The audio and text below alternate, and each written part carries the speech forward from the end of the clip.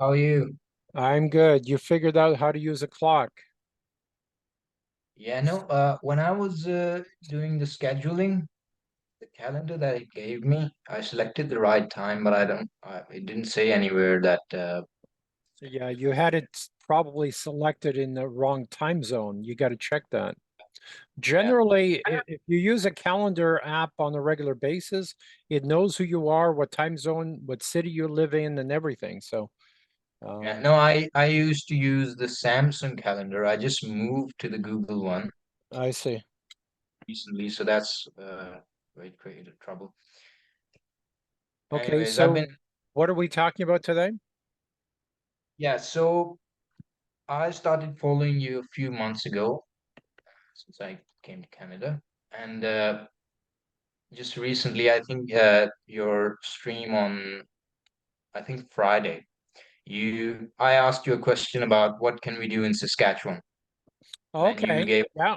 me that Yeah. well, everything is flat I over think the here. yeah, I think the first thing I said was get out of Saskatchewan. Yeah, Did I say that? Because that that's is what I my should have initial said. plan. That is my initial plan, but yeah, I mean, considering how everything is in Canada, and Yeah. I just moved here. I used to From live in the where? UK before. UK. Okay.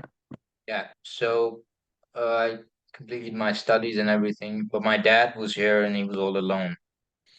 So I was like, and he was calling me for a really long time, and now I thought it was time that I should move to Canada. So that's how that happened. Or get your dad to move to the UK. No, No. UK isn't a place for him. No. Yeah, Okay. he's more than happy in Canada. I mean, Okay.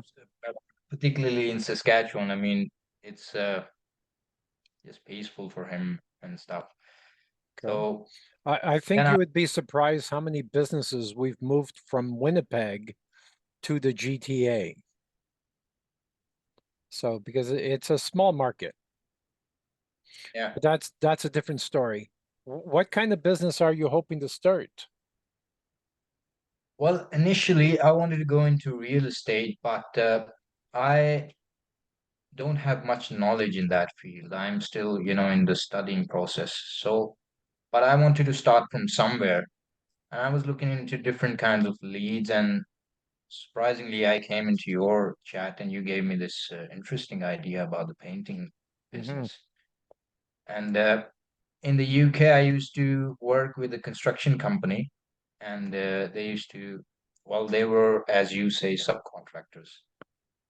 And I used to do jobs with them around the place. And so I have a pretty good idea how to do it with my own hands. But then you said something else that was interesting. You said that I don't want you to create a job for yourself.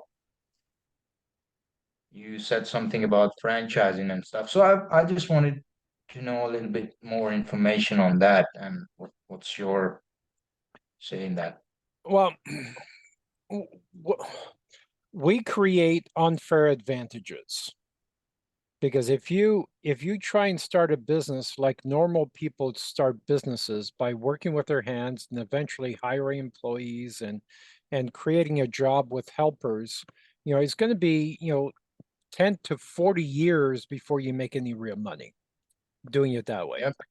If you look at Google statistics, and I talk a lot about this, um, according to Google, it takes painting companies 5 to 20 years to get to $800,000. $800,000. And if you're making 10%, you know, you're not making a lot of money, right? Yeah. So that to me, that's a non-starter. When I started my construction business, I started at 17 and I worked with my hands for 50 minutes, right? So even when I was 12, I knew I needed better mentors than what I had in my dad and my seven uncles, right? Because they were all preaching the same thing. Working hard is bullshit. I think I can relate that with you on you Yeah. that So mentor. so I would suggest, and probably your dad is exactly the same way. What does your dad do for a living? So, well, he's lived an interesting life. He was He used to work in a humanitarian foundation in Africa. And then from there, he moved over here. But now he works with a guy. He has a chain of discount stores all around Okay. Canada. It's called Save Max. So what he does is he manages his store in Saskatchewan, in Tisdale, where I'm living currently. And well, the second thing that my dad wanted to do was that there is a gas station over here. And that guy, he gave the keys and all the stuff, and he is not willing to sell it. He wants my dad to run it for him, put in all the investment, so he can sell it to someone who would see it as as in working condition, and they'd buy, because now at the moment it's completely shut off. It doesn't work. So I arrived here in May, and all that time I've been, just hanging around with him and making sure what he has going on around here. But I always wanted to, start something myself and, hopefully succeed in that. Not hopefully, I believe I will. Okay. And Well, let me give you some background on how this concept started more than, geez, almost 25 years ago. I started in the consulting industry 40 years ago, and flying around all over North America. No matter what city you land, you're always going through sections of cities where there's old buildings. And I kept yeah, looking at these old buildings over in every city, and I kept thinking there's got to be an opportunity there. But it took me a while to figure it out. And I thought, okay, what if we put 20 companies together, right, to turn these old buildings into brand new buildings, right? Anything from roofing to landscaping to flooring to painting, wallpaper, lighting, someone to redo the pool and everything else. And that's what we started to do. But we went to the property management companies and the condominium boards, and we went with them with an artist rendering. This is what your building looks like now. This is what it could look like, right? And we created curb appeal. We would commission like a water feature, very unique water feature as the focal point for the curb appeal. And these water features could be anywhere from $50,000 to $150,000. Okay. So we would commission this artwork, and the artwork would be, again, an artist's rendering, because we don't want to put a lot of money into this yet until we get a contract. So then we figure out what we want to do. We would tour the building and create a contract. And these contracts could be 150 million, 200 million to update these buildings, right?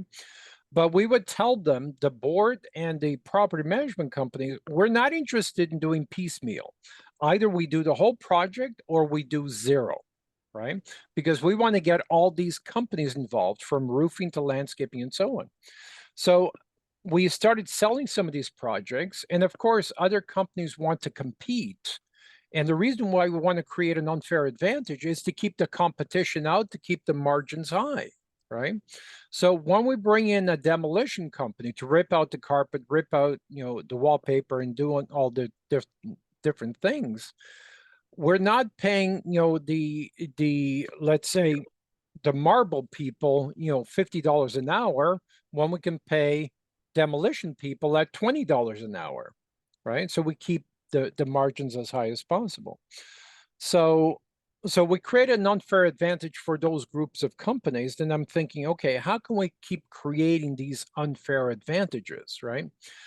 So coming back to your painting company, what I want to do, the second phase of that was, we created what we called an index site, because we got a call from a moving company saying, Leo, we're stuck. We don't know what to do. We're not making enough money, and so on. And then I asked the question, well, what do you want to do? Do you want to hire, buy more trucks and hire more people and do more moves? Or do you want to control the sale and just sub out the work to your competitors, right? And he goes, I don't want to, make my competitors money. And I said, no, you're looking at that backwards. Your competitors are making you money, right? Because you're taking 10% off the top, because generally, most companies are happy if they're making 2 to 6%. So you're taking 10% off the top before any expenses, and they're doing the physical work, and all you have to do is make sure they're giving you great reviews, right? So we created an index site for all the small moving companies around the US, right? And that became very successful. Then, and that was more than 20 years ago. So for the last 15 years or so, we've been creating what we call businesses in the box, right? Ambiancepainting.com is one of those businesses in the box. We created the website about 12 years ago. It's been aging on Google, and the plan is to have 1,000 small painting companies around North America, including Saskatchewan, that that work that area. But because there's 1,000 landing pages on ambiancepainting.com, it creates a dominance on Google, and we gain market share by doing that, right? So your responsibility in the Saskatchewan or Winnipeg area, or whatever area you're in, is to make sure whatever jobs you do, you get great reviews so we can keep growing this concept. Does that make sense? Yeah, surely does. And also coming back to the business and the creating a job for myself, I started what you'd say a business in the UK of wedding shoots and stuff. So I know my way around how to do that creative stuff on the computers and how to work with cameras. But Okay. because I was still studying and that was sort of what you do to make some extra money on the side, because I only had like two team members. One of them were my brother, and one of them was my friend. So we did like a few, events, and well, the customer was happy, everything was good. The only thing that I suffered was how to, do the business side of things, like the growing of that and how should I manage the Yeah. payments, because one of my guys, they would tell me that we should have charged them more, or we should have charged you should have given me more. So that sort of stuff gets me stuck. That's why I Right. had to end that kind of endeavor. But if I get it from someone else to like edit their stuff and do all the work, I can do that. So that was my reason, number one reason talking to you today, is that to get a good understanding on the business side of things rather than the work itself. Right. Okay, so So the business side, I mean, that's where we excel. We've helped over yeah, 1,000 companies go from 0 to 20 million. So the business blueprint is what we're great at, creating, the differentiation and branding and so on. yes, that's the word, differentiation, what you Right, said to me on live as well. right. You have to look head and shoulders above your competition. Um, and to give you an example, we believe in being part of the community, right? Because you can spend $1 million online and fall flat and get 1 or 2 or 3% return. But when a client sees you as part of their community, a trusted part of their community, then they see the stuff online. Now it's a different story, right? They see you as a trusted part of their community first. And how we do that is with truck branding, truck wraps, right? The wow factor, right? Most trucks that you see are, basically this truck belongs to this company. It's not really branding and differentiation, but we create the wow factor. And when someone says, what the hell was that? Driving at 120 kilometers an hour, then they see it again, and they see it again, and they see it again. It creates an impact. And when you study, cult leaders, okay, as an example, when you study cult leaders, and the cult leaders can use subliminal messaging to drive people to suicide, I mean, these are powerful messages, right? We don't want to, we want to drive them to success, not the other way. So you can use these powerful tools for positive or negative, but you know, the right word, said in the right structure can create $100 million company, right? If you look at Wow One Day Painting, for example, they're $100 million company because of the word wow. Okay, because wow creates a promise to future potential clients that haven't met you yet to say, we are going to make you extremely happy. Yes, we're going to charge you a lot more than everybody else, right? But the client doesn't, well, they care, but they want a sense of security, knowing that their biggest investment is going to look good and you're going to increase the value of my biggest investment, right? That's why subliminal messaging is so important. And this is what we've been studying for the past 40 years. And that's how we create an unfair advantage over your local painting companies. Okay. Does that make sense? Yeah, it surely does. So, how would you suggest we should start? Because now winter is on the way, and if I Well, were to start, winter doesn't matter because painting is an indoor thing. It doesn't matter if it's winter, summer, fall, or raining or snowing. It doesn't matter as long as you can get your people there and there isn't 20 feet of snow. As long as you can get your people there, it doesn't matter what's happening outside. okay, but as you said that I should be a single entity and I should hire a subcontractor. So I'm asking about that single entity. How should I get that moving? What would be your Well, insight you on that? just register a numbered company. That's the cheapest way to go. Yeah. 569 Manitoba Limited operating as that's all you need. You can register it online yourself. It's probably going to cost you around $200, I think. You need a Yep. GST number, right? You need a bank account, um, and that's basically it. But marketing and branding, well, the most important part is, again, being seen as part of the community. So before you launch your business, hopefully you have a job now that can pay your bills for a while. I would, we just did a 3 truck deal where we got 3 Sprinter vans. We like the Sprinter vans because they're prestigious and they have these massive billboards, traveling billboards, right? I'm going to share my screen. Well, first, let me find what I'm looking for. Give me a second.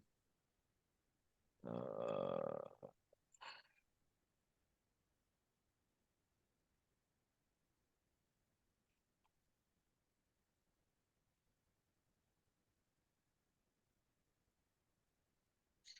the other the other part we need to talk about is, where do you want to be in 10 years? Because I'm a firm believer in overqualifying a company. And sorry, I should have prepared this beforehand, but now I can't find the files that I need. So in 10 years, as you mean personally or my business wise? Both, both. So personally, well, as you know, everyone does, take care of my family, being able to take care of my family very well, that they don't have to do anything. And that, includes my parents. And secondly, you know, having a business and being able to run it with not much hassle in the way, like I have people under me that are doing the major stuff and I'm just overseeing what they're doing, but have like more time freedom so I can use that time into, you know, looking into other things and expanding. Yeah. So is that a goal? That is definitely a goal.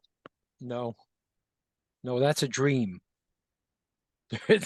There's a big difference between a dream and a goal. A goal has a start date, a finish date, and daily action steps. Okay. It has numbers. A goal has numbers. Okay. Okay. So turn that into a goal. So I'm going to share my screen. Um, First of all, what have you seen this truck at all? Have you seen pictures or this truck? I have seen pictures, but I haven't seen it around Okay. here. Yeah. But this is, to me, this is the ultimate definition of branding. A lot of times you see a truck like this, or Red Bull trucks, or at festivals and everywhere, right? Even on the highways where there is a lot of traffic flows, it gets a lot of Yeah, sort of parts you on it. cannot miss this truck, right? So this is what we try and create. This is not obviously the brand I would suggest for you, but this is a very visual truck with a TV screen, with loudspeakers, with lights. There's no possible way you can miss this truck on the highway, traveling at 100 kilometers an hour. Okay. And we've tested this when we rent similar vehicles to courier companies, we get between 15 and 20 leads per day. Okay. So, in other words, we're going to wrap a vehicle like this for you. All your employees are going to drive these things to grocery store, festivals, rib festivals, to church, little league games, everywhere. This vehicle needs to be seen everywhere. Then, when you start online marketing, you're going to get between 15 and 20 leads per day without renting them to the courier companies. Okay. And the courier companies pay about 70% of the lease. So let me explain. We just worked out a 3-truck deal where the vehicles were there. These are used vehicles because I want somebody else to pay the depreciation. Because as soon as you drive a Mercedes or any car off the lot, it loses Yeah, 20 to it 50 was very, grand right away, right? yeah. So let somebody else take that depreciation. We buy vehicles that are, under 200,000 kilometers. These are diesel vehicles. Sometimes they go to 1 million kilometers, so they have a lot of life in them. So most of them have, are around the 35,000. Then we add the truck wrap, which is around $4,500. But most leasing companies want you to pay 10% deposits because we do volume deals with these leasing companies. We don't do the deposits. In fact, a 3-truck deal, they rent for around $997. The lease is $997 thereabouts. And on the 3-truck deal, they got between $5,000 and $7,000 back. Okay, so not only did they pay zero down, they actually received money back because I wanted to make sure that there was enough money for taxes and the truck wraps and any body work or removing rust or whatever it was. So we over budgeted and they received either $5,000 or $7,000 back on 3 trucks. Okay, so those are the types of leverage tools that we're talking about using because these things produce results. If you can't close, at least 10% of the 15 leads you're coming in, then your salespeople, suck and they should be shot, right? Yeah. And most projects are, $10,000 to $20,000 if you're painting the whole house, right? Depending on the size of the houses there, of course. But you're going to try and focus on the more affluent part of town. We don't want to deal with people who are searching for you on Kijiji because those people want the cheapest price possible, and those are the wrong clients. So you want to focus more on the affluent part of town. Does that make sense? Yeah, it does. Okay. So what I would like you to do, I want to share this video on TikTok and you should share it as well, because influence is the new currency. What does that mean to you when I say influence is the new currency? Like, if you're speaking in terms of online, like the amount of followers and the amount of people watching you, How many and the, people respect you and will listen to you yeah, will listen to you. when And you speak? also, yeah, exactly. No, that's how I came here. So, I mean, tells about Exactly. itself. So you need to start. I don't care how many followers you have now, but we need to start building to 1 million followers because, the question that I ask a lot of people is, would you like to have $1 million in cash in a marketing fund Or 1 million followers. or a Yeah, million I saw that. followers? Okay. Yeah, So, because 1 million followers, you can quickly turn into 2, 3, 4, 5, 10 million followers. $1 million is always going to depreciate, not increase, right? Because it's sitting in the marketing account. So um, give that some thought. We are connected on Facebook, yes, I joined your 20M group as well. $20 million mindset. Okay. Also, keep coming back each night asking questions on TikTok Live because each night we talk about different things that you need. But also send me an email on Facebook letting me know what kind of budget you have for starting the business, what kind of strategies, you know, and whether you have access, credit rating. I don't want you to tell me this stuff on something we're recording to put on the internet, but send me that stuff so we know what kind of horsepower you have and what we have to work with and to figure out, how we're going to launch, how soon we can launch, and those sort of things. Does that make sense? And I need to get to another call. All right, yeah. Well, Okay. thank you for your time out of your busy day. Okay. We'll And talk again soon. Send me an email and we'll schedule another call for a day or two from today. all right. Thank Take you very care. much. All right. Bye.